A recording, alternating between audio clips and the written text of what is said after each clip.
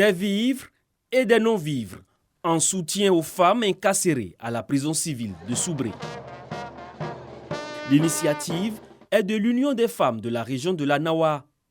Elle s'inscrit dans le cadre de la célébration de la Journée internationale des droits de la femme. Pour la présidente de l'Union, ce geste de portée sociale vise à briser le mur de méfiance entre les femmes et renforcer la cohésion sociale et la paix. Suite à ce geste, une marche a été initiée sur les artères de la ville avec pour objectif sensibiliser sur les droits de la femme.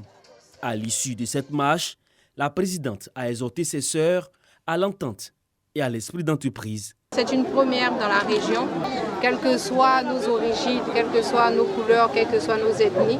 Ensemble, nous pouvons faire du bien à d'autres personnes qui, pour l'instant, qui sont soit handicapées, soit en étant en prison. La présidente de l'Union des femmes de la Nawa a offert des machines à coudre et des broyeuses à des coopératives de femmes de la région en présence de la ministre de la Solidarité et de la lutte contre la pauvreté, Miss Belmont Dogo, marraine de la cérémonie, et du ministre-gouverneur du district du Bas-Sassandra, Philippe Légré. Ils ont tous salué ce geste qui vient en soutien aux actions du gouvernement. Nous avons écouté des témoignages de deux braves femmes. La femme a ce potentiel en elle qui demande juste à éclore. Nous pouvons dire maintenant qu'en Côte d'Ivoire, la journée de la femme n'est pas que l'expression des pas de danse, mais les femmes ont pris connaissance de ce que c'est que la journée des droits de la femme. Le président Ouattara, il a une politique du genre.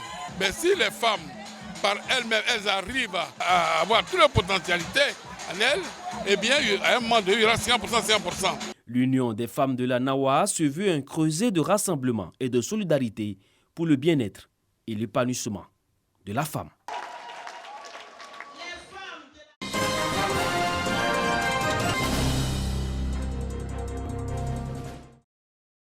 Nancy, dans la région du Grand Est de la France, ici, le ministre de l'Enseignement technique et de la formation professionnelle est en quête d'outils pour améliorer l'employabilité des jeunes.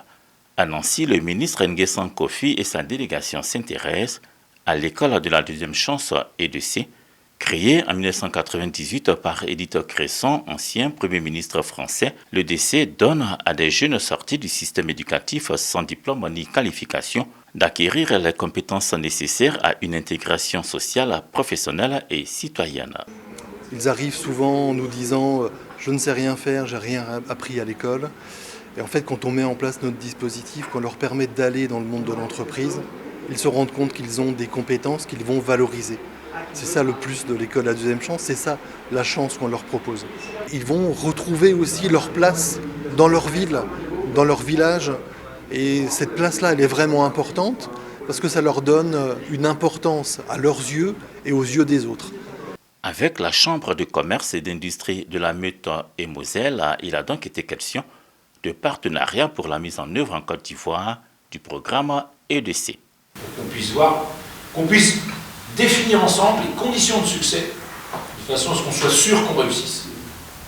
Parce que faire de la communication, c'est toujours, voilà, c'est déjà pas simple, mais là vraiment nous ce qu'on cherche à vos côtés, c'est faire une opération vraiment successful, qu'on puisse construire des fondations à long terme. Dans le cadre de la politique du président de la République, son Excellence M. Alassane Ouattara, de pouvoir former les jeunes au métier et leur trouver travail, c'est-à-dire avoir une insertion professionnelle réussie et durable.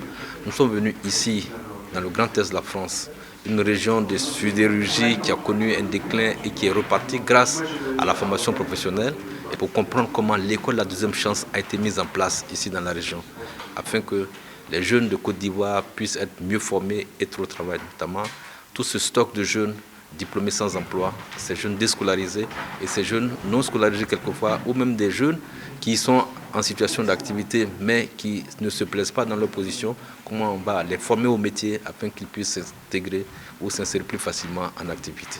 La mission d'imprégnation de l'école de la deuxième chance va durer 3 jours. Prévu des échanges avec des responsables de Pôle EDC Lorraine et leurs partenaires et financiers, également des visites des sites.